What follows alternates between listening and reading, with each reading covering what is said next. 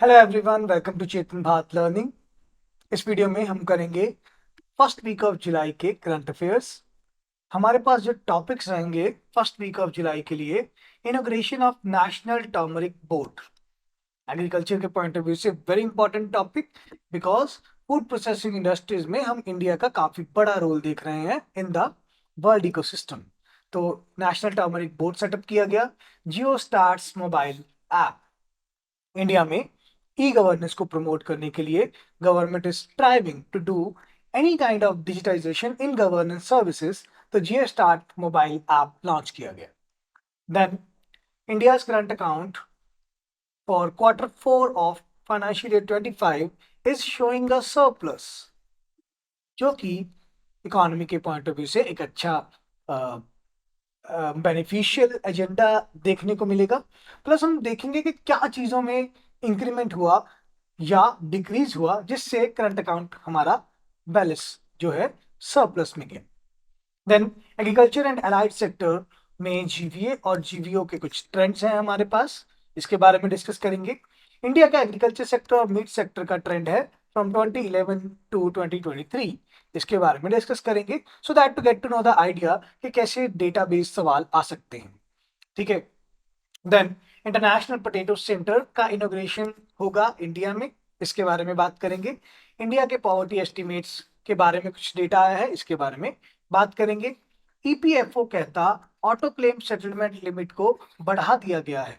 तो क्या है ये ऑटो क्लेम सेटलमेंट स्कीम और कितनी लिमिट बढ़ाई गई है, इसके बारे में बात करेंगे। इन्फ्लेशन गिर रही है बट अनएम्प्लॉयमेंट अभी भी इकोनॉमी में है, तो इसको लेके कुछ इकोनॉमिक टेंशंस जो देखने को मिल सकती हैं आने वाले कुछ टाइम में, इसके बारे में हमें मेंस ओरिएंटेड सवाल देखने को मिल सकता है। Then of course we have some prelims practice questions and mains practice question. चलिए डिस्कस करते हैं। First of all, inauguration of national turmeric board.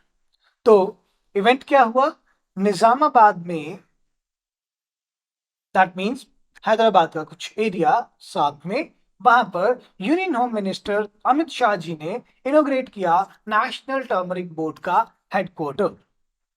ठीक है। जैसा कि मैंने कहा कि इंडिया का फूड प्रोसेसिंग इंडस्ट्रीज में हम बढ़ता हुआ रोल देखकर हमने नेशनल टर्मरिक बोर्ड सेट किया, सो फॉर हम ज्यादा मैन्युफैक्चरिंग कर पाए इंडियन मसालास का। आगे बढ़ते हैं। बेनिफिट्स क्या हैं टर्मरिक फार्मर्स के लिए इस हेडक्वार्टर बनने के? वैल्यू चेन का सपोर्ट मिलेगा, वैल्यू चेन का सपोर्ट मिलेगा। ठीक है। Those farmers who are producing turmeric, they can get benefit by producing more, and उनके प्रोडक्शन को जब लेके जाया जाएगा इस फूड प्रोसेसिंग यूनिट में, जहां टर्मरिक से टर्मरिक पाउडर एक्सट्रैक्ट किया जा रहा है, मैन्युफैक्चर किया जा रहा है, तो उनके प्रोडक्ट में वैल्यू एडिशन होगा। वैल्यू एडिशन होने से हमारा जीडीपी भी बढ़ेगा, नेशनल इनकम बढ़ेगा, पर कैपिटा इनकम बढ़ेगा, और फार्मर्स श्योर होंगे और सिक्योर होंगे कि उनके प्रोडक्ट को परचेज करने के लिए अब एक गवर्नमेंट बोर्ड उनके पास खड़ा है। ठीक है। The board will manage the packaging, branding, marketing, export, eliminating middleman. इस बोर्ड से हम पैकेजिंग, ब्रांडिंग, मार्केटिंग और एक्सपोर्ट्स रिलेटेड सपोर्ट देख सकते हैं फॉर द फार्मर्स। ठीक है। टर्मरिक को पाउडर फॉर्म में कन्वर्ट करके उसको पैकेजिंग करना, उनको ब्रांडिंग करना, may be under the Bharat brand, marketing करना, उनके लिए प्रमोशन स्कीम्स लेके आना, एंड उसको एक्सपोर्ट करना टू द फॉरेन नेशंस। जो मिडिल मैन है उनको एलिमिनेट करना। पहले फार्मर टर्मरिक सेल करते थे एग्रीकल्चर मंडीज में, एग्रीकल्चर मार्केट्स में, two APMCs, agriculture product market committees.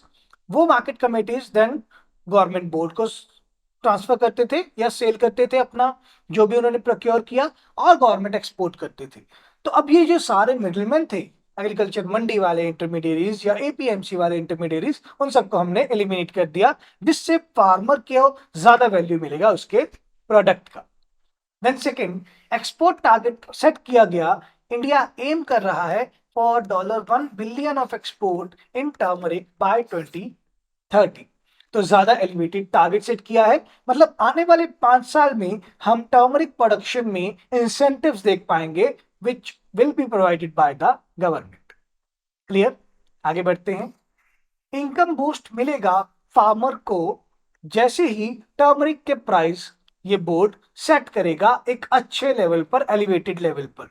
Current turmeric price जो है वो 18 to 19,000 पर क्विंटल है। और इस बोर्ड के सेटअप होने के बाद जब बोर्ड प्रोक्योर करेगा फार्मर से और उनके पैकेजिंग और ब्रांडिंग करेगा, तो उससे हम ज्यादा प्राइस देखेंगे, 6 से 7 हजार पर क्विंटल ज्यादा इंक्रीमेंटल प्राइस देखेंगे, जिससे फार्मर को बेनिफिट होगा, फार्मर का वेलफेयर होगा। ठीक है। देन फार्मर को ट्रेनिंग प्रोवाइड किया जाएगा in scientific manner, so that they can produce their turmeric in more modern techniques. Scientific manner में उसको हम ट्रेनिंग प्रोवाइड करेंगे। ठीक है। फार्मर्स को बेस्ट मार्केट प्रैक्टिसेस और एक्सपोर्ट स्टैंडर्ड का टर्मरिक प्रोड्यूस करने के लिए ट्रेनिंग भी प्रोवाइड की जाएगी बाय दिस बोर्ड। अब ये बोर्ड ट्रेनिंग प्रोवाइड करने के लिए मे बी पीपीपी मोड से हेल्प ले सकते हैं, किसी प्राइवेट इंस्टीट्यूट का हेल्प ले सकते हैं। तो इस बोर्ड वो प्राइवेट बोर्ड के सॉरी ये बोर्ड प्राइवेट इंस्टीट्यूट के साथ डील करेगा और उनको बोलेगा कि आप हमारे बिहाफ पर फार्मर्स को ट्रेनिंग प्रोवाइड करो, या मे बी इस बोर्ड से हम जो हमारी नेशनल या स्टेट यूनिवर्सिटीज हैं वहां पे कोई पर्टिकुलर कोर्स देख सकते हैं टर्मरिक को लेकर, साइंटिफिक मैनर में हम कैसे प्रोडक्शन करें। क्लियर। आगे बढ़ते हैं। स्किल डेवलपमेंट में हम फोकस करेंगे कैपेसिटी बिल्डिंग पर, फार्मर्स का ट्रेनिंग करके, जिससे फार्मर्स ज्यादा प्रोडक्टिविटी ले पाएंगे, रिसीव कर पाएंगे bye producing more and more turmeric through scientific techniques. आगे बढ़ते हैं। टर्मरिक का वैल्यू और सर्टिफिकेशन भी होगा by this board. Medicinal properties हैं टर्मरिक में, क्या वैल्यू है? हमें पता है टर्मरिक एंटीवायरल है, एंटी कैंसर है, एंटी इंफ्लेमेटरी है, जिसके लिए इसे वंडर ड्रग के नाम से बोला जाता है। ठीक है। हाई कर्क्यूमिन है, इंडिया के टर्मरिक में हाई कर्क्यूमिन है, मतलब ये आपके बॉडी में जाकर जो भी अनवांटेड सेल्स का क्रिएशन होता है उनकी ये ग्रोथ को कम करता है, जिससे ये वंडर ड्रग बनता है एंटी कैंसर के मामले में भी। तो जो unwanted cell, cancer cell develop हो रहे हैं, उनको के ग्रोथ को भी ये कम करने में हेल्प करता है, क्योंकि इंडिया के टर्मरिक क्वालिटी में हाई कर्क्यूमिन पाया जाता है। देन जीआई टैग और ऑर्गेनिक फोकस की बात करें, अमित शाह जी ने कहा कि इंडिया की तरफ से ये प्रोसेस और ये एफर्ट्स लगाए जा रहे हैं कि इंडिया के टर्मरिक को या किसी पर्टिकुलर स्टेट के टर्मरिक को हम GI certificate, GI tags provide करवा पाए। आगे बढ़ते हैं। इंस्टीट्यूशनल सपोर्ट के लिए अमित शाह जी ने कहा कि नई ब्रांचेस सेट की जाएंगी। Office of Bharat organic cooperative limited and Bharat cooperative exports limited ज्यादा से ज्यादा ओपन किए जाएंगे। प्रेजेंटली निजामाबाद में ओपन किए जाएंगे, धीरे धीरे पायलट सर्वे में इसे और स्टेट्स में भी बढ़ाया जाएगा ताकि फार्मर्स को एक्सपोर्ट रिलेटेड सपोर्ट मिल पाए। कैसे प्रोडक्ट को बनाना है, किस क्वालिटी और किस स्टैंडर्ड का बनाना है, कैसे इनके पैकेजिंग होंगे, ब्रांडिंग होंगे, मार्केटिंग होगा, और कैसे आपने प्रोडक्ट को पोर्ट सिटी पे लेके जाना है, उसके लिए क्या लॉजिस्टिक सपोर्ट चाहिए, और पोर्ट सिटी से कैसे शिपिंग होगा इसका एक्सपोर्ट डेस्टिनेशन में, उसके लिए हर तरह का एक्सपोर्ट रिलेटेड सपोर्ट मिलेगा आपको। ये दो गवर्नमेंट के ऑफिसेज हैं, Bharat organic cooperative limited and Bharat cooperative exports limited. तो इनकी नई ब्रांचेस ओपन की जाएंगी। प्रेजेंटली निजामाबाद डिस्ट्रिक्ट में नई ओपन की जाएंगे, और देन लेटर ऑन पायलट सर्वे में बाकी स्टेट्स में भी ओपन किए जाएंगे। ठीक है। So this will be for turmeric part. Now Jio stars mobile app. MOSPI, Ministry of Stats and Program Implementation, the ministry which is responsible and जिनका ये ड्यूटी है कि वो इंडिया में स्टैटिस्टिक्स के डेटा को अच्छे से एनालाइज करें और रिपोर्ट्स प्रिपेयर करें। तो मॉस्पी ने डिसाइड किया कि नेशनल स्टैटिस्टिकल ऑफिस की हेल्प से हम स्टैटिस्टिक्स डे पर, that which is was held in June, हम ये बनाएं जियो स्टार्स ऐप। पर्पस क्या है? हम ज्यादा इजी एक्सेस प्रोवाइड करना चाहते हैं सारे सिटीजन्स को इंडिया के ऑफिशियल स्टैटिस्टिकल डेटा के लिए। ठीक है। बहुत बार हम गूगल पर कुछ सर्च करते हैं, बीइंग यूपीएससी एस्पिरेंट, हम देख पाते हैं कि हमने कुछ सर्च किया, बहुत सारे वेबसाइट्स का बहुत सारा डिफरेंट डिफरेंट डेटा होता है, हमारा माइंड जो है वो ब्लॉक हो जाता है कि कौन सा डेटा रेलिवेंट है और कौन सा ऑथेंटिक है। तो अब हमें एक प्रॉपर गवर्नमेंट ऑथराइज्ड एप्लीकेशन मिल गया है जिसपे हमें ऑफिशियल स्टैटिस्टिकल डेटा प्रोवाइड किया जाएगा। ठीक है। फीचर्स क्या होंगे इस ऐप के? कहते हैं जी सबसे पहले की ट्रेंड्स के नाम का एक डैशबोर्ड मिलेगा आपको। हमने ऐप इंस्टॉल किया, ऐप पर रजिस्टर किया, ऐप के डैशबोर्ड में आपको एक की ट्रेंड्स नाम का लोगन मिलेगा, जिसमें आप देखेंगे, जिसमें बेसिक जो सबसे रेलेवेंट इंफॉर्मेशन होती है related to GDP, inflation, employment या अदर कोई socio economic indicators like multi dimensional poverty और अनएम्प्लॉयमेंट रेट, या फिर आपकी इकोनॉमी में एचडीआई कितना है। तो ऐसे जो बेसिक इंडिकेटर्स हैं वो आपको की ट्रेंड्स एरिया में मिलेंगे। ठीक है, साथ ही में इन्हीं के रिलेटेड इंटरेक्टिव चार्ट्स होंगे, ग्राफ्स होंगे, कंटेक्सचुअल एक्सप्लेनेशन होगा, ताकि बच्चे जो स्टूडेंट्स भी हैं और जो रिसर्चर्स भी हैं वो इन ग्राफ्स या चार्ट्स की हेल्प से ज्यादा बढ़िया इंफॉर्मेशन एक्सट्रैक्ट कर पाए फ्रॉम दिस डेटा। ठीक है, then data access and downloads के बारे में क्या बताया गया? डायरेक्ट एक्सेस मिलेगा एनएसओ के डेटाबेस का प्रोडक्ट सेक्शन में। आप एनएसए का कोई भी रेलेवेंट डेटा एक्सेस कर पाएंगे प्रोडक्ट सेक्शन में। ठीक है, वन क्लिक सीएसवी डाउनलोड्स का ऑप्शन होगा। सीएसवी फाइल जिससे आप इजीली किसी डेटा को एक्सेल फाइल में एक्सपोर्ट कर सकते हैं, वो सीएसवी फाइल डाउनलोड का आपको लिंक मिलेगा सिंगल क्लिक में। ठीक है, प्लस जो भी टेबल्स बनाए जाएंगे वो लैपटॉप प्लस मोबाइल ऑप्टिमाइज दोनों होंगे। ठीक है, इससे आप इजी सर्च कर पाएंगे, ज्यादा बढ़िया फिल्टर्स लगा पाएंगे जब आप एक्सेल फाइल बनाएंगे, और कंप्लीट मेटा डेटा और ईच डेटा सेट। ठीक है, सिर्फ एक पर्टिकुलर डेटा सेट से वो डेटा नहीं बना होगा, जितने भी हमने सैंपल्स दिए हैं सबका कलेक्टिव डेटा हमें प्रोवाइड किया जाएगा। तो एक मेटा डेटा हमें प्रोवाइड किया जाएगा अंडर दिस जियोस्टैट्स ऐप। थर्ड, कहते जी इस ऐप से यूजर सेंट्रिक टूल्स हमें मिलेंगे। बिल्ट इन फीडबैक मैकेनिज्म होगा ऐप की इंप्रूवमेंट के लिए, और यूजर फ्रेंडली इंटरफेस के लिए कॉन्टेक्ट अस का सेक्शन भी प्रोवाइड किया जाएगा। अगर आपको कुछ प्रोडक्ट नहीं समझ आ रहा या कैसे कोई प्रोडक्ट डाउनलोड करें, कोई डेटा डाउनलोड करें, नहीं समझ आ रहा, तो आप मेल या कॉन्टेक्ट कर सकते हैं कॉन्टेक्ट अस के सेक्शन में। और बिल्ट इन फीडबैक मैकेनिज्म मिलेगा अगर आपको ऐप चलाने में या आपको इंटरफेस में कोई भी दिक्कत आ रही है, तो आप इस मैकेनिज्म में अपना फीडबैक प्रोवाइड कर पाएंगे, ताकि जियोस्टैट्स ऐप में मोस्टपी या एनएसओ अपने आप के इंप्रूवमेंट के लिए वर्क कर पाए। Clear? Third, we have India का करंट अकाउंट का डेटा।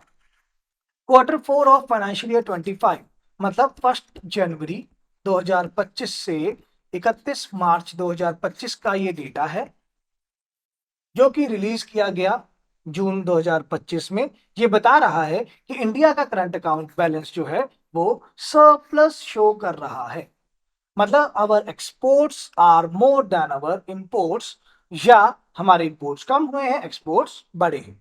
ठीक है, कितना सरप्लस है? $13.5 बिलियन का, और 1.3% ऑफ जीडीपी।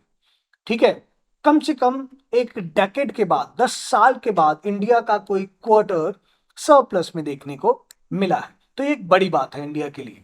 ठीक है, up from 4.6 billion, 0.5% in Q4 of financial year 24। ठीक है, Q4 फाइनेंशियल ईयर 24 में थोड़ा सा हमें सरप्लस देखने को मिला था, पर बहुत ही छोटे टाइम के लिए, बहुत कम टाइम के लिए। ये एक जो हमारा बेनिफिट है सरप्लस के पॉइंट ऑफ व्यू से, एक तो ये लार्जर अमाउंट है, प्लस ये लंबे समय के लिए, हमें जून तक भी हम सरप्लस में ही हैं, तो इसलिए ये ज्यादा इंपॉर्टेंट है। Reverse from A deficit of 11.3 billion in Q3 of financial year 25। अब थर्ड क्वार्टर में, दैट मीन्स 1 अक्टूबर 2024 से 31 दिसंबर 2024 तक इंडिया करंट अकाउंट डेफिसिट में था 11.3 बिलियन की। तो हमने ये डेफिसिट भी कवर किया और इतना सरप्लस रजिस्टर किया, मतलब ओवरऑल करंट अकाउंट में इंक्रीमेंट देखने को मिला लगभग 24.8 बिलियन का हमारे इस last quarter of financial year 25 में। तो ये हम डेटा से एक्सट्रैक्ट कर पा रहे हैं कि इंडिया ने एक्सपोर्ट ज्यादा किए हैं, इंपोर्ट्स कम किए हैं। मेजर ट्रेंड्स क्या हैं?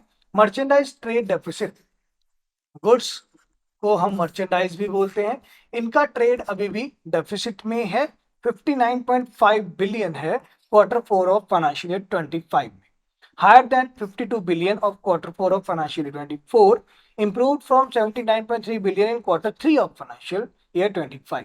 तो हमने अपने जो ओवरऑल इंपोर्ट्स हैं वो कम किए हैं। Q3 ऑफ फाइनेंशियल ईयर 25, जैसा कि मैंने पहले बताया, 1 अक्टूबर 2024 से 31 दिसंबर 2024 तक आपके जो मर्चेंडाइज ट्रेड डेफिसिट है, मतलब exports of goods is less than your import of goods. तो इंपोर्ट्स ऑफ गुड्स ज्यादा थे, इतनी वैल्यू से लगभग $80 बिलियन की वैल्यू से वो आपने कम करके $60 बिलियन पे ले आए हैं। मतलब आप एक क्वार्टर में ही $20 बिलियन का कम इंपोर्ट किया है। ठीक है। देन नेट सर्विसेज की अगर हम बात करें तो नेट सर्विसेज बढ़ गई हैं 53.3 बिलियन। मतलब सर्विसेज के केस में आपके एक्सपोर्ट्स ज्यादा हैं सर्विसेज इंपोर्ट्स के मुकाबले, और वो कितना बेनिफिट शो कर रहे हैं 53.3 billion from 42.7 billion year on year basis. मतलब फाइनेंशियल ईयर 25 का क्वार्टर फोर और फाइनेंशियल ईयर 24 का क्वार्टर फोर, ये डिफरेंस हमें दिखा रहा है। ठीक है। तो इंडिया के बिजनेस सर्विसेज में काफी ग्रोथ देखने को मिला, specifically in computer services exports. IT BPO companies में हमें ज्यादा ये एक्सपोर्ट्स देखने को मिले हैं। देन इनकम और रेमिटेंसेस की बात करें तो प्राइमरी इनकम आउटगो की बात करें तो मॉडरेट रहा, 11.9 बिलियन हो गया है 14.8 बिलियन से, जो कि इंडिया में इन्वेस्टमेंट इनकम कम शो कर रहा है। मतलब इंडिया में इन्वेस्टमेंट इनकम फॉरेन से आने वाला जो कम आया है। इंडिया का एफडीआई बाहर है, वहां से इनकम आता है, पर फॉरेन से इनकम कम आया है। पर्सनल ट्रांसफर या रेमिटेंसेस की बात करें, रेमिटेंसेस बढ़े हैं 31.3 बिलियन से 33.9 बिलियन। रेमिटेंसेस क्या होते हैं? Any transfer by a foreign any transfer by a foreign resident to Indian resident. ठीक है, फॉरेन के किसी रेजिडेंट ने इंडियन के रेजिडेंट में कोई पैसा ट्रांसफर किया और यूनिलेटरल पर्पस के लिए, उसके बदले में कोई गुड्स एंड सर्विसेज नहीं मिले, उसके बदले में कोई कंपनसेशन नहीं मिला, इस केस में हम ऐसे ट्रांसफर को रेमिटेंस कहते हैं। तो रेमिटेंस जो है वो बढ़े। क्लियर? तो फाइनेंशियल अकाउंट क्या डेटा प्रोवाइड कर रहा है? एफडीआई का जो नेट इनफ्लो रहा, मतलब कितना एफडीआई आया कितना एफडीआई वापस किया, वो 0.4 बिलियन रहा quarter four of financial year 25 में। करो क्वार्टर फोर और फाइनेंशियल ईयर 24 में ये 2.3 बिलियन था। वो हम कह सकते हैं कि 2023-24 का बजट ही ऐसा बनाया गया था कि एफडीआई को बहुत ज्यादा अट्रैक्ट किया गया था। तो शायद इस साल हम ऐसा बजट नहीं बना पाए जिससे, मतलब 2024-25 के बजट ऐसा नहीं बना पाए कि एफडीआई ज्यादा अट्रैक्ट हो। प्लस जियोपॉलिटिकल टेंशंस, ट्रंप भैया आ गए थे जनवरी में, उन्होंने ऑफिस एज्यूम कर लिया था, तो काफी ज्यादा जियोपॉलिटिकल टेंशंस के कारण एफडीआई आउटफ्लो देखने को मिला। क्लियर? आगे बढ़ते हैं। Fourth current affair for agriculture and allied sector का जीवीए या GVO trends. GVA stands for gross value added. Gross value added का ट्रेंड क्या बता रहा है? इंडिया का जीवीए इंक्रीज हुआ है लगभग 225% से, फ्रॉम 1502,000 करोड़ टू 4878,000 करोड़। ठीक है। यहां पर हम ये देख पा रहे हैं कि इंडिया का 2011-12 से लेकर 2023-24 में ओवरऑल जीवीए लगभग 225% से इंक्रीज हो रहा है। और जीवीओ ग्रोस वैल्यू ऑफ आउटपुट अगर हम कांस्टेंट प्राइसेस पे चेक करें, मतलब किसी बेस ईयर के प्राइस पे चेक किया जाए, तो वो था 1908,000 करोड़ और 2023-24 में हो गया है 2949,000 करोड़। एज सच आपको एग्जैक्ट डेटा याद करने की जरूरत नहीं है। If you have that much capacity to remember the exact data, वो आपके लिए बेनिफिशियल होगा, आप अपने आंसर को और सब्सटेंशिएट कर पाएंगे मेंस में। बट अगर आप डेटा नहीं याद करते हैं तो आप आसपास का कुछ राउंड ऑफ में फिगर याद कर सकते हैं कि हाँ जी, इंडिया का जो जीवीओ है वो 1900,000 करोड़ से 2900,000 करोड़ या 3000,000 करोड़ हो गया है। उसको आप ओवर या अंडर का वर्ड या यूज करके बता सकते हैं। ओवरऑल ग्रोथ की बात करें तो लगभग 54.6% ग्रोथ रहा जीवीओ में। ठीक है। सेक्टोरल कंट्रीब्यूशंस की बात करें तो सेक्टर वाइज क्रॉप सेक्टर में जीवीओ रहा 54.1% ग्रोथ पे, सीरियल और फ्रूट्स और वेजिटेबल्स का 52.5% ग्रोथ पे, पैटी और वीट का 85% सीरियल ग्रोथ हुआ। मतलब इंडिया में एमएसपी प्रोवाइडेड पैडी और ग्रोथ का वैल्यू ऑफ आउटपुट बढ़ा है। तो ज्यादा प्रोडक्शन अभी भी वीट और पैडी का ही है, इसीलिए 85% वैल्यू ऑफ आउटपुट बढ़ा है। प्लस गवर्नमेंट भी हर साल एमएसपी बढ़ा रहे हैं, तो वो भी एक रीजन है कि जीवीओ ज्यादा है। क्लियर? स्टेट वाइज कंट्रीब्यूशन की बात करें सीरियल जीवीओ की तो टॉप 5 स्टेट्स बने Uttar Pradesh, Madhya Pradesh, Punjab, Telangana and Haryana. We have 3 states which are green revolution states. Green revolution में हमारे पास 5 स्टेट्स हैं, Punjab, Haryana, western part of UP, Andhra Pradesh and Tamil Nadu. तो हमारे पास 3 स्टेट्स यूपी, पंजाब और हरियाणा, ये 3 green revolution states top 5 states में आए, और इसके अलावा मध्य प्रदेश और तेलंगाना भी इंक्लूड किए गए. इन 5 स्टेट्स का मिला के सीरियल जीवीओ का जो इंक्रीमेंट है वो है लगभग 53% के करीब. ओवरऑल सीरियल जीवीए में फ्रूट्स और वेजिटेबल्स का भी इंक्लूड करके जो हमें इंक्रीमेंट देखने को मिला वो 52.5%. अकेला सीरियल्स का जो हमारे पास जीवीओ है उसमें इन 5 का ही कंट्रीब्यूशन लगभग 53% के आसपास. क्लियर? आगे बढ़ते हैं. नाउ इंडिया का एग्रीकल्चर और मीट सेक्टर का डेटा. लाइवस्टॉक और मीट सेक्टर का कंट्रीब्यूशन बढ़ा है. मीट जीवीओ का जो शेयर है वो कांस्टेंट प्राइसेस पर बढ़ा है. 5% था 2011-12 में, 7.5% हो गया है 2023-24. तो मीट सेक्टर का ग्रॉस वैल्यू आउटपुट इंक्रीज हुआ. मतलब अब लाइवस्टॉक सेक्टर में, फूड प्रोसेसिंग सेक्टर में हम इंक्रीमेंट देख रहे हैं. जैसा मैंने आपको first current affair turmeric board वाले के साथ कहा कि इंडिया का जो फूड प्रोसेसिंग सेक्टर है वो बहुत ज्यादा तेजी से आगे बढ़ रहा है. मीट जीवीओ शेयर की बात करें वो करंट प्राइसेस पर ग्रो कर रहा है 5% से 7.7%. करंट प्राइसेस मतलब इस साल के प्राइस, कांस्टेंट प्राइस मतलब किसी बेस ईयर के प्राइस. बेस ईयर क्या है? 2011-12. ठीक है, तो बेस ईयर के मुकाबले करंट प्राइस पे 7.7% का इंक्रीज देखने को मिला. आगे बढ़ते हैं. लाइफ स्टॉक का जीवीओ की बात करें तो वैल्यू टर्म्स में वो 4.88 लाख करोड़ थे 2011-12 में, वो 9.19 लाख करोड़ हैं 2023-24 में. तो शेयर ऑफ टोटल एग्रीकल्चर जीवीओ 25.6% था, वो बढ़ के 31.2% हो गया है. मतलब पूरे एग्रीकल्चर सेक्टर का आपने कितना आउटपुट प्रोड्यूस किया, मान लीजिए 100% प्रोड्यूस किया, उसमें से 31.2% लाइफ स्टॉक जीवीओ है. ठीक है, तो हम देख पा रहे हैं कि अलाइड एक्टिविटीज को भी कितना प्रमोट किया जा रहा है. मिल्क वर्सेस मीट की बात करें लाइफ स्टॉक सेगमेंट में तो मिल्क का शेयर डिक्लाइन हुआ 67% से 65%, मीट का शेयर इंक्रीज हुआ 19 से 24%. मतलब people are becoming health conscious, people are consuming more of protein, तो ज्यादा डिमांड है मिल्क की बजाय मीट का. तो इसलिए मीट की डिमांड को मेंटेन करने के लिए ज्यादा सप्लाई ऑफ मीट भी हो रहा है. ग्रोथ फैक्टर्स क्या है? अच्छी बायोटेक्नोलॉजी, अच्छा improved breeding, cold chain infrastructure by mission organic value chain को प्रमोट करना, mission on value chain promotion. ठीक है, और वेटरनरी सर्विसेज प्रोवाइड करना अंडर नेशनल गोकुल मिशन. ठीक है, तो उससे बेनिफिट मिला है, इंस्टीट्यूशनल सपोर्ट मिला है. एग्रीकल्चर और अलाइड सेक्टर की बात करें तो टोटल जीवीओ कांस्टेंट प्राइसेस पर ग्रो किया 19 लाख करोड़ से 29.49 लाख करोड़, यह भी हमने डिस्कस किया. तो सेक्टर वाइज जो शेयर है इंडिया की जीवीए में वो 2023-24 में 14.7% था, वो 2024-25 में 14.4% हुआ है. तो ओवरऑल एग्रीकल्चर का जो शेयर है इंडिया की ग्रॉस वैल्यू एडिशन में वो कम हुआ है, बिकॉज सर्विसेज का शेयर काफी time to time, time by time बढ़ रहा है, प्लस मैन्युफैक्चरिंग का शेयर बहुत बढ़ रहा है with PLI and make in India package. Clear? Crop sector की अगर हम बात करें, क्रॉप सेक्टर का शेयर डिक्लाइन हुआ है बट डोमिनेंट है. क्रॉप का जो जीवीओ है वो डिक्लाइन हुआ 62.4% से 54%. तो क्रॉप सेक्टर का ग्रॉस वैल्यू एडिशन कम हुआ है, बट इनमें से मेन कंट्रीब्यूटर्स कौन से हैं? सीरियल, फ्रूट्स, वेजिटेबल 50% से ज्यादा है, वो हमने बात किया, 52.5% है. पैडी व्हीट जो है वो 85%.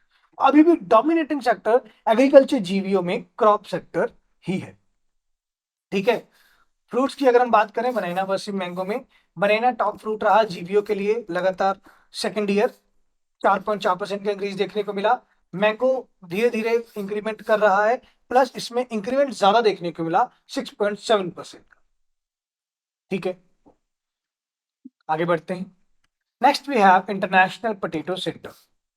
बस लास्ट करंट अफेयर के लिए मैं आपको इतना कहना चाहूंगा कि by heart and by soul अगर डेटा नहीं याद होता तो मत कीजिए, बट यस ट्रेंड जरूर याद कीजिए कि ट्रेंड क्या रहा 2011-12 के मुकाबले। हर जीवीओ इंक्रीज हुआ है, बट कुछ ओवरऑल एग्रीकल्चर सेक्टर में जो इंडिया में शेयर है वो डिक्रीज देखने को मिला है। ट्रेंड जरूर याद कीजिए। Then international potato centre, India में इसका एक ब्रांच ओपन किया जाएगा साउथ एशिया रीजनल सेंटर के नाम से। CIP south Asia regional centre के नाम से ओपन किया गया जून 25 2025 को। लोकेशन का है सिंगना आगरा डिस्ट्रिक्ट में। स्कोप क्या है, कहते इंडिया को हम पोटैटो बेल्ट जो कि यूपी बिहार वेस्ट बंगाल बोलते हैं उसको साउथ एशियन कंट्रीज के साथ लिंक करना और इंडिया के पोटैटो को एक्सपोर्ट ओरिएंटेड क्वालिटी का बनाना। ठीक है, अगर हम इंटरनेशनल पोटैटो सेंटर की बात करें, इसका जो हेडक्वार्टर है वो पेरू में है। 1971 में ये बना था। फोकस एरिया है इनका potato, sweet potato and Indian tubers. Indian tubers मतलब जो पोटैटो फैमिली के ही वेजिटेबल्स हैं या फ्रूट्स हैं। ठीक है, ग्लोबल प्रेजेंस साउथ अमेरिका में भी है, अफ्रीका में भी है, एशिया में भी है। इंडिया के टाइज हम स्ट्रॉन्ग करेंगे। आईसीएआर इसका मेंबर है 1975 से। Indian council of agriculture research इसके साथ मेंबर है 1975 से। क्लियर। इस प्रोजेक्ट की बात करें तो इसके ऑब्जेक्टिव या फंक्शंस क्या है, इंडिया में फूड और न्यूट्रिशन सिक्योरिटी को बूस्ट करना। ठीक है, जो हमारी टॉप क्रॉप्स हैं tomato, onion and potato crops, उनके प्रोडक्शन को बढ़ाना ताकि ज्यादा फूड सिक्योरिटी और न्यूट्रिशन सिक्योरिटी को ध्यान में रखा जाए। पोटैटो इंडिया में फैट्स के लिए एक अच्छा सोर्स माना जाता है। ठीक है, enhance the farmers income and generate jobs, farmers की इनकम बढ़ेगी, ज्यादा प्रोडक्शन होगा, फार्मर का इनकम बढ़ेगा और जॉब जनरेट होंगी जैसे जैसे ज्यादा प्रोसेसिंग होगा पोटैटो का, प्रोडक्टिविटी बढ़ेगा, पोस्ट हार्वेस्ट मैनेजमेंट बढ़िया होगा और वैल्यू एडिशन होगा थ्रू फूड प्रोसेसिंग। क्लियर। की फोकस एरियाज कौन से रहेंगे, क्लाइमेट रिजिलियंट क्रॉप क्वालिटी बनाना, डिजीज फ्री क्रॉप क्वालिटी बनाना और प्रोसेसिंग सुटेबल वैरायटीज बनाना। पोटैटो की ऐसी वैरायटीज बनाना जो क्लाइमेट रिजिलियंट हो, चाहे रेन हो, हैवी रेन हो या हैवी ड्रॉट हो, फिर भी हमारा पोटैटो क्रॉप्स थ्राइव करे। डिजीज फ्री बनाना, क्रॉप्स की क्वालिटी को, वैरायटीज को और प्रोसेसिंग सुटेबल बनाना। ऐसी पोटैटो का वैरायटीज बनाना जिसको इजीली फूड प्रोसेसिंग इंडस्ट्री में लेके जाकर प्रोसेस किया जा सके। ठीक है, हाई क्वालिटी सीड्स का प्रोडक्शन करना, इंडिया का dependence on foreign nation and for seed imports कम करना, सीड इंपोर्ट्स के लिए इंडिया का डिपेंडेंस कम करना और स्ट्रेंथन करना इंडिया का export potential in potato and sweet potato. ठीक है, आगे बढ़ते हैं।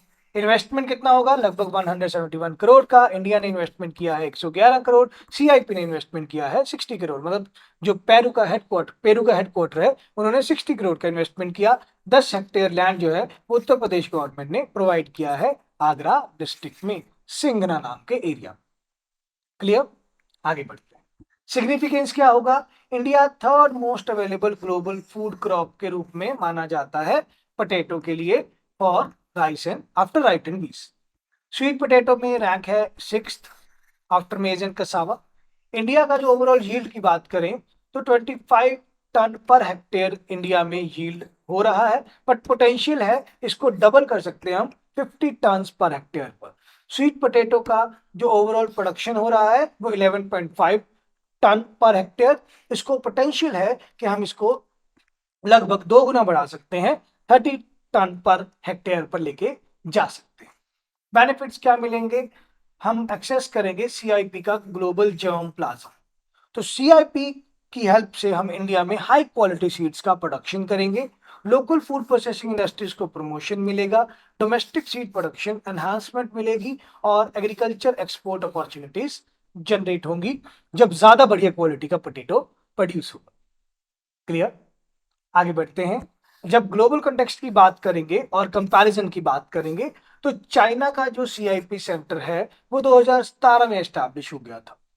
ठीक है, तो शायद चाइना को देखते हुए इंडिया भी इसी ग्राउंड्स पर है कि अब मैं सिर्फ सीरियल क्रॉप्स को छोड़कर या मैं व्हीट पैडी को छोड़कर अपना रैंक पोटैटो में और ज्यादा बेटर कर सकता हूं। इसलिए हमने सीआईपी को बोला कि आप अपना एक ब्रांच यहाँ ओपन कीजिए। ठीक है। देन इंडिया और other inter agriculture sector, international agriculture sector जो है पूरे वर्ल्ड में, वो इंडिया के साथ कैसे लिंक्ड है? IRRI and SARC, international rice research institute, Varanasi में एस्टैब्लिश हुआ था 2017 में। टॉप प्रोड्यूसिंग स्टेट्स क्या है? उत्तर प्रदेश लगभग 15 मीट्रिक टन, वेस्ट बंगाल लगभग 15 मीट्रिक टन और बिहार लगभग 9 मीट्रिक टन। तो ये 3 टॉप स्टेट्स हैं पोटैटो प्रोडक्शन के लिए, इसीलिए हम इसको पोटैटो बेल्ट भी बोलते हैं, यूपी, बिहार और बंगाल। ठीक है। एग्जिस्टिंग इंडियन इंस्टीट्यूट जो ट्यूबर क्रॉप्स पे काम कर रहे हैं, ICAR Indian council of agriculture research and CPRI, ठीक है, सेंट्रल पोटैटो रिसर्च इंस्टीट्यूट जो कि शिमला में है, central potato research institute. ICAR CTCRI जो त्रिवेंद्रम में है, that is central tuber crops research institute. इससे इंडिया पोटैटो और ट्यूबर क्रॉप्स के प्रोडक्शन में और ज्यादा एनहांसमेंट लेके आना चाहता है। ये इंस्टीट्यूट पहले इंडिया में अवेलेबल है, अब CIP के आने के बाद हम पोटैटो प्रोडक्शन में और ज्यादा एनहांसमेंट और प्रमोशन देख पाएंगे। क्लियर? जिससे ज्यादा बढ़िया फूड प्रोसेसिंग होगा, जिससे ज्यादा बढ़िया वैल्यू चेन एडिशन होगा और एक्सपोर्ट ओरिएंटेड क्वालिटी का आपका पोटैटो प्रोड्यूस होगा, फार्मर्स की इनकम में इजाफा होगा और एम्प्लॉयमेंट जनरेट होगा। आगे बढ़ते हैं। देन वी हैव इंडिया के पॉवर्टी एस्टिमेट्स। कुछ रीसेंट डेवलपमेंट देखने को मिले अप्रैल 2025 में, according to government of India, that Indian government claim 17.1 million Indians lifted out of extreme poverty. मतलब लगभग 17.1 करोड़ लोगों को गवर्नमेंट कह रहे हैं कि हमने एक्सट्रीम पॉवर्टी से निकाल लिया है। वर्ल्ड बैंक की रिपोर्ट भी यही कह रही है, जो कि अप्रैल 2025 में लॉन्च होती है। जून 2025 में वर्ल्ड बैंक ने दोबारा बोला कि हम अपडेट कर रहे हैं पॉवर्टी लाइन को $3 per day according to purchasing power parity. Now what is this purchasing power parity? से एक बास्केट ऑफ गुड्स लेते हैं। मान लीजिए मैंने एक बास्केट में चाय बनाने का सामान लिया। ठीक है, हम सबको पसंद है चाय, चाय बनाने का सामान लेते हैं।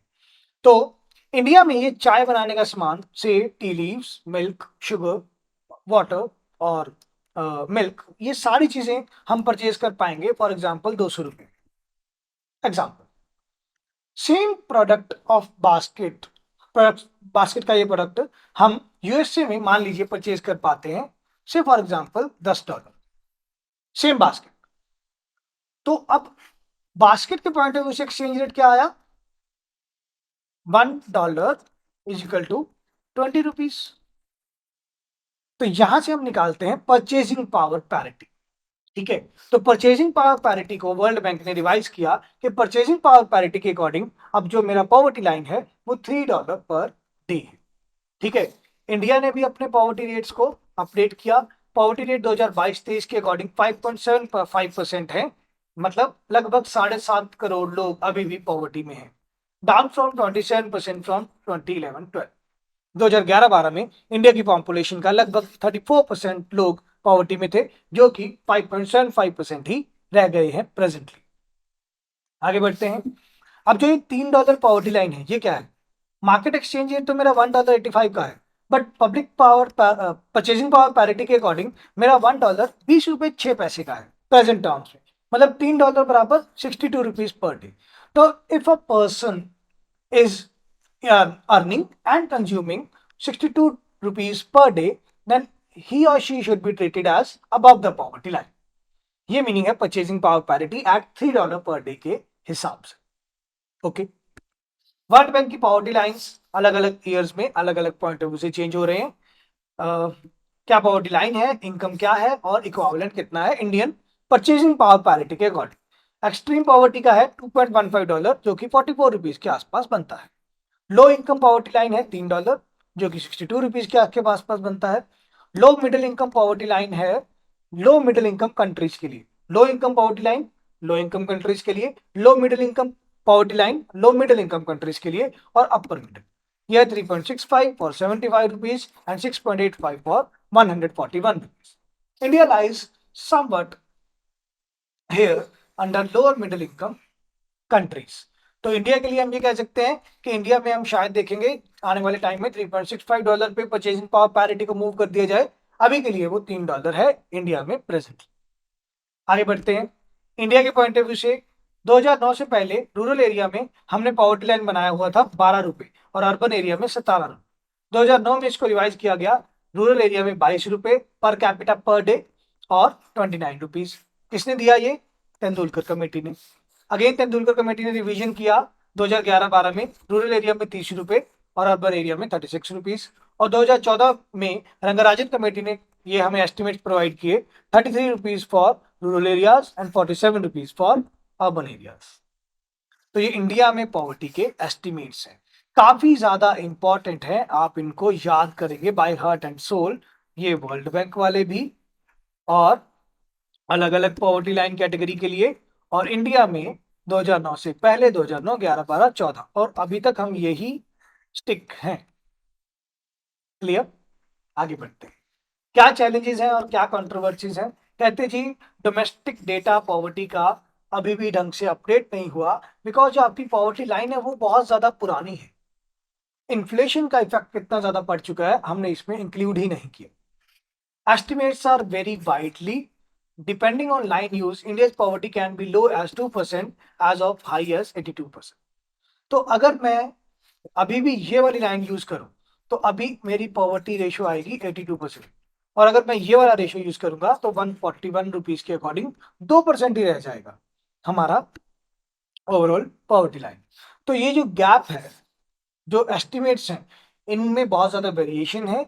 वर्ल्ड बैंक के साथ मिलकर हमें एक एग्जैक्ट फिगर्स कैलकुलेट करने होंगे पॉवर्टी एस्टिमेट्स के लिए। क्लियर? डिस्क्रिपेंसी क्या है? 83% लोग अभी भी लिव कर रहे हैं इंडिया में less than equal to 171 rupees पर डे पर। 66% अभी भी फ्री फूड ग्रेन्स रिसीव करते हैं गवर्नमेंट से अंडर प्रधानमंत्री गरीब कल्याण अन्न योजना and national food security act. 20% casual manual work में काम ढूंढ रहे हैं।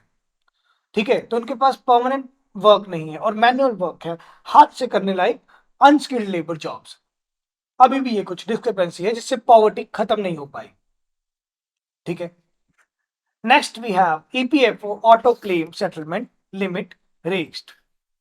ईपीएफओ का auto claim settlement, employees provident fund organisation, those employees which are part of semi government और प्राइवेट इंस्टीट्यूट्स, उनका पीएफ डिडक्ट होगा। उनके लिए ऑटो क्लेम सेटलमेंट होगा। वो कभी भी अपने मोबाइल पर ऐप खोल के ईपीएफओ की साइट पे जाके अपने ईपीएफओ जो उन्होंने सबमिट किया है उसका क्लेम ले सकते। न्यू लिमिट कर दिया है 5 लाख, पहले लिमिट था 1 लाख। एडवांस क्लेम्स मिल जाएंगे एजुकेशन, इलनेस, मैरिज या हाउसिंग को लेकर। हम वहां पे अपना रीजन बताएंगे कि किस रीजन के लिए हम क्लेम कर रहे हैं अपना ईपीएफओ का फंड। ठीक है, बेनिफिट किसको मिलेगा? कहते जी ईपीएफओ में लगभग प्रेजेंटली 7.4 करोड़ सब्सक्राइबर्स हैं, इन सबको बेनिफिट मिलेगा। Eligible members can now get faster withdrawal of fund without human intervention. तो पेपरलेस, कॉन्टेक्टलेस, फेसलेस मैनर में, डिजिटल मैनर में आप क्लेम ले पाएंगे। सेटलमेंट टाइमलाइन 3 दिन का दिया गया है, तो ज्यादा जल्दी फंड्स आएंगे और अर्जेंट नीड्स को देखते हुए सरकार कहते हैं हम क्विक एक्सेस प्रोवाइड करेंगे फॉर द ईपीएफओ फंड्स। ठीक है, ये स्कीम लॉन्च किया गया था अप्रैल 2020 में कोविड-19 को देखते हुए। इनिशियली ये इलनेस और हॉस्पिटलाइजेशन के लिए था, बाद में इसको एजुकेशन, मैरिज और हाउसिंग के लिए आगे एक्सपैंड कर दिया गया। ठीक है, रिसेंट डेवलपमेंट क्या है? मई 2024 में हमने लिमिट बढ़ता हुआ देखा 50,000 से 1 लाख। अब जून 2025 में 1 लाख से 5 लाख कर दिया गया है ये ऑटो क्लेम सेटलमेंट का अमाउंट। सिग्निफिकेंस क्या होगा? हम ज्यादा ऑटोमेशन, स्पीडी और ईज ऑफ एक्सेस को बढ़ाना चाहते हैं। ठीक है, और मैनुअल क्लेम अप्रूवल्स को कम करना चाहते हैं ताकि ज्यादा से ज्यादा लोगों को उनके अर्जेंट हाउस होल्ड एक्टिविटीज के लिए टाइम टू टाइम पैसा मिले और कोई ज्यादा ह्यूमन इंटरवेंशन ना हो, करप्शन के भी चार्जेस या करप्शन के भी जो केसेस है वो कम हो। ठीक है, last topic for this week is inflation fall but unemployment prevails. ठीक है, मई 2025 का इन्फ्लेशन डेटा बोल रहा है 2.8%, जो कि अप्रैल में 3.2% था। तो 2.8% रह गया है CPI, consumer price index. But May 2025 में इन्फ्लेशन बढ़ा 5.8% हो गया और अप्रैल में था 5.1%। ये सही भी है। इसको हम कैलकुलेट करते हैं। I have to get a free and clean page. So हमारे पास एक फिलिप कर्व होता है which is like this, convex to the origin. This curve is Phillips curve. On the x-axis, we are checking rate of unemployment, and on the y-axis, we are checking rate of inflation. Phillips curves show that there is an inverse relationship between rate of inflation and rate of unemployment. There is an inverse relationship between rate of inflation and rate of unemployment. If inflation falls, then unemployment increases. और यही हम देख रहे हैं कि inflation fall किया तो unemployment बढ़ गया। रीजन बीइंग, इन्फ्लेशन कम होगा, प्राइस लेवल कम होगा, तो सप्लायर ये सोचेगा या सेलर ये सोचेगा कि भाई मेरे प्रोडक्ट का प्राइस कम हो रहा है, जिससे शायद मेरा प्रॉफिट मार्जिन कम हो रहा है। प्रोडक्ट का प्राइस कम क्यों हुआ? मे बी डिमांड कम हो गई हो। तो डिमांड कम हुई, प्राइस कम हुआ, तो मेरा प्रॉफिट मार्जिन कम हुआ। मैं सोचूंगा कि यार अब मैं थोड़ा सा ना कम प्रोड्यूस करता हूं, तो मैं थोड़ी सी प्रोडक्शन कम करूंगा। प्रोडक्शन कम करने के लिए मुझे लेबर को काम से हटाना होगा, लेबर काम से हटेगी, अनएम्प्लॉयमेंट बढ़ेगी। This is the theoretical aspect behind this. आगे बढ़ते हैं। नाउ क्या क्लेम आया है? आइडिया ये है कि अनएम्प्लॉयमेंट जो है वो वॉलंटरी है। अनएम्प्लॉयमेंट जो है वो वॉलंटरी है, लोग बेरोजगार हैं अपनी मर्जी से। बट ये इंडिया का केस नहीं है। इंडिया में people are looking for job and not getting a job. India का जो अनएम्प्लॉयमेंट है वो इनवॉलंटरी है। People are actively seeking a job, looking for a job but not getting one. India का जो अनएम्प्लॉयमेंट है वो इनवॉलंटरी है। यूएस से ये कहता है कि भाई अनएम्प्लॉयमेंट वॉलंटरी होता है। बट ऑब्जर्वेशन से क्या पता चला, जो माइग्रेंट वर्कर्स हैं अभी भी उन्हें जॉब नहीं मिल रहा। People are getting out of their household from rural areas to urban centres, और उन्हें अभी भी जॉब नहीं मिल रहा।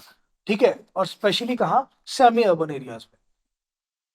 जीडीपी ग्रोथ रेट कम हुआ, जो कि 2023-24 में, सॉरी ये गलत लिखा हुआ है, 8.2% है।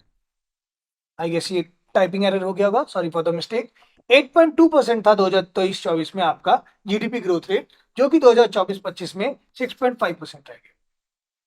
तो अगेन अनएम्प्लॉयमेंट बढ़ा, प्रोडक्शन कम किया, लेबर को काम से हटाया, तो गुड्स एंड सर्विसेज का प्रोडक्शन कम हुआ, जीडीपी कम हो गया। क्लियर? ग्रोथ रेट डिक्लाइन हो रहा है, वो काफी सारे सेक्टर्स में हो रहा है except public administration and agriculture. मतलब मैन्युफैक्चरिंग और सर्विस सेक्टर ज्यादा हिट हुए हैं इस जीडीपी फॉल से, या जीडीपी के ग्रोथ रेट के कम होने से। ठीक है, लिमिट्स ऑफ मॉनेटरी पॉलिसी की बात करें तो आरबीआई ने 2022 फरवरी से लेकर और लगभग दिसंबर 2024 तक फूड इन्फ्लेशन को कम करने के लिए रेपो रेट बहुत ज्यादा बढ़ाए रखा, जिससे लोन्स कॉस्टली हुए और इन्वेस्टर्स ने इन्वेस्टमेंट पर्पस के लिए लोन नहीं लिए, तो मार्केट में इन्वेस्टमेंट नहीं आया, जिससे प्रोडक्शन नहीं हुआ और जीडीपी फॉल कर गया। ये भी रीजन है। मॉनेटरी पॉलिसी इनइफेक्टिव रहा इन्फ्लेशन को कंट्रोल करने के लिए, क्योंकि फरवरी 2024 से लेकर, सॉरी फरवरी 2022 से लेकर व्हेन रशिया इन्वेडेड यूक्रेन, तो तब से लेकर दिसंबर 2024 तक आपने रेपो रेट को हाइट पर ही रखा, एलिवेटेड रखा, 6.5% पे रखा। ठीक है, वो अब हम देख पा रहे हैं कि जुलाई 2025 में रेपो रेट 5.5% पे आया है, अब कम किया है। तो कहते हैं जी इससे सप्लाई और डिमांड में इम्बैलेंसेस क्रिएट हुए। बिकॉज मॉनेटरी पॉलिसी में जब मार्केट में आप मनी सप्लाई को टाइट कर देंगे, तो उससे क्या होगा, डिमांड जो है वो इफेक्ट करेगी। जब मार्केट में मनी सप्लाई कम होगा, डिमांड भी कम होगी, लोगों के पास कैश ही नहीं है डिमांड करने के लिए। यस, आगे बढ़ते हैं। फ्लॉ है इन्फ्लेशन टारगेटिंग लॉजिक में। इंडिया जो इन्फ्लेशन टारगेट करना चाहता है वो फ्लेक्सिबल इन्फ्लेशन टारगेटिंग में है बाय 4 ± 2%। इंडिया कहता मुझे फ्लेक्सिबल इन्फ्लेशन टारगेटिंग देखनी है 4 ± 2% पे। तो इन्फ्लेशन की जो एक्सपेक्टेशन है हाउस होल्ड डेटा के लिए वो काफी अनचेंज्ड है और हाई है। तो हाउस होल्ड इन्फ्लेशन जो एक्सपेक्टेशन है वो अभी भी हाई है। मतलब जो नेसेसिटी प्रोडक्ट है, जो डेली यूज के प्रोडक्ट हैं, उनमें हम अभी भी इन्फ्लेशन देख पा रहे हैं। ठीक है। And no support for the idea that RBI anchored expectations. RBI कोई सपोर्ट नहीं प्रोवाइड कर रहा कि जो जो एलिवेटेड एंकर्स हैं, इनके लिए आरबीआई क्या सपोर्ट प्रोवाइड करेगा। आरबीआई का पॉलिसी रिएक्शन बात करें तो जैसे इन्फ्लेशन बढ़ता है, हम देखते हैं कि रेपो रेट बढ़ गया, बट आरबीआई का जो रेपो रेट बढ़ाने का डिसीजन है, उससे लोन्स महंगे हो जाएंगे और मार्केट में इन्वेस्टमेंट नहीं आएगा। ये हमने ध्यान नहीं दिया पिछले 2 साल, जिससे जीडीपी फॉल किया, अनएम्प्लॉयमेंट बढ़ा, चाहे आपने इन्फ्लेशन को कंट्रोल कर लिया। ठीक है। So this session for the current affairs, this will be all. Now for practice questions. Prelims practice question में ईपीएफओ से रिलेटेड एक सवाल। ईपीएफओ ने अभी रिसेंटली इंक्रीज किया अपना लिमिट 1 लाख से 5 लाख। ये अभी हमने पढ़ा, बिल्कुल correct. Auto claim settlement EPFO कहता है कि मैनुअल वेरिफिकेशन होगा डेजिग्नेटेड ऑफिसर्स के अप्रूवल के साथ। ठीक है। नो, हमने तो कहा ऑटोमेशन लेके आना है अप्रूवल प्रोसेस में, तो second statement will be incorrect. Auto settlement claim जो है वो अवेलेबल होंगे इलनेस, एजुकेशन, मैरिज और हाउसिंग के लिए। Yes, this is also correct. तो करेक्ट पूछा है 1 and 3 B is the answer है। क्लियर, आगे बढ़ते हैं। कंसिडर द फॉलोइंग क्वेश्चंस या statements. According to World Bank's updated poverty line of $3 purchasing power parity, only 5.75% of Indians were living in the extreme poverty in 2022-23। ठीक है, ये बिल्कुल सही है स्टेटमेंट। अब भी हमने यही डेटा पढ़ा कि $3 पर डे कर दिया है परचेजिंग पावर पैरिटी के अकॉर्डिंग पॉवर्टी लाइन, और इंडिया में 5.75% लोग रह गए हैं पॉवर्टी में, जो कि 34% थे 2011-12। वर्ल्ड बैंक का ये $3 पर डे पॉवर्टी लाइन जो है वो इंडियन रूपी को कन्वर्ट करता है करंट मार्केट एक्सचेंज रेट पर। No, this is incorrect. हम परचेजिंग पावर पैरिटी रेट पर चेक करते हैं। ठीक है। इंडिया का जो last official recognised domestic poverty line है वो तेंदुलकर कमेटी का है 2011-12 का। बिल्कुल सही बात है ये, क्योंकि रंगराजन कमेटी के जो एस्टिमेट्स हैं वो अभी तक भी 100% इंप्लीमेंट नहीं हुए हैं। ठीक है।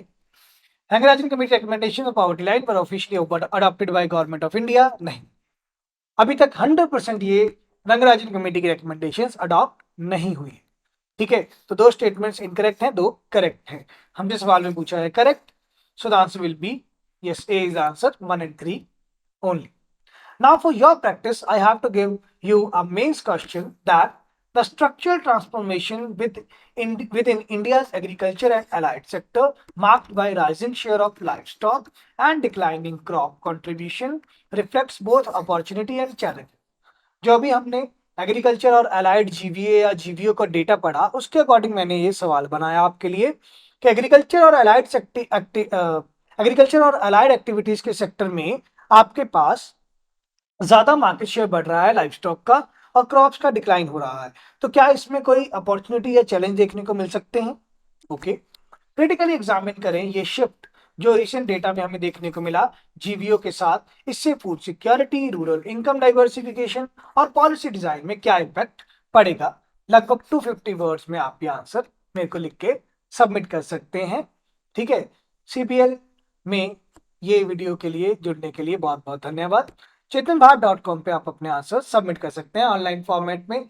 मिलते हैं नेक्स्ट वीडियो में नेक्स्ट वीक के करंट अफेयर्स के साथ। Thank you, take care, bye bye.